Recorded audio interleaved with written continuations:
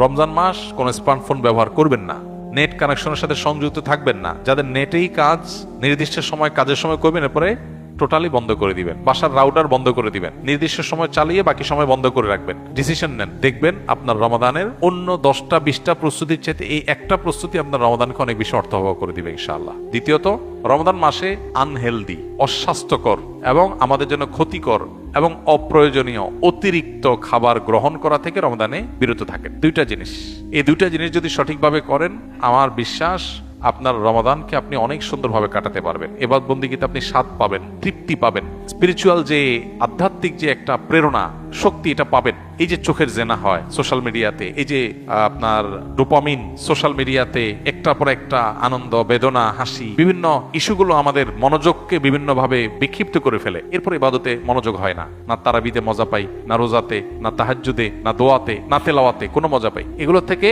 আপনার সঠিক সুফলটা পেতে হলে আপনাকে নিয়ন্ত্রণ করতে হবে দুটা জিনিস।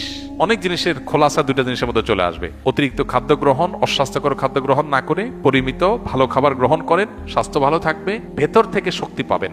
আর খাবার যখন এলোমেলো হবে, ওইটা মানুষের আধ্যাত্মিক শক্তিকে ধ্বংস করে দিবে। এবং তার সাথে মোবাইল ফোনের নিয়ন্ত্রণ, এই দুইটা জিনিস ডিসিশন নেন এবং আপনি লিখে রাখেন, ইনশাআল্লাহ হবে ইذنিল্লাহ আপনার জীবনের শ্রেষ্ঠ রমজান আপনি কাটাতে পারবেন এই দুইটা প্ল্যান করার মাধ্যমে। আল্লাহ আমাদেরকে তৌফিক দান করুন, হিম্মত লাগে এটার জন্য, সৎসাহস লাগে।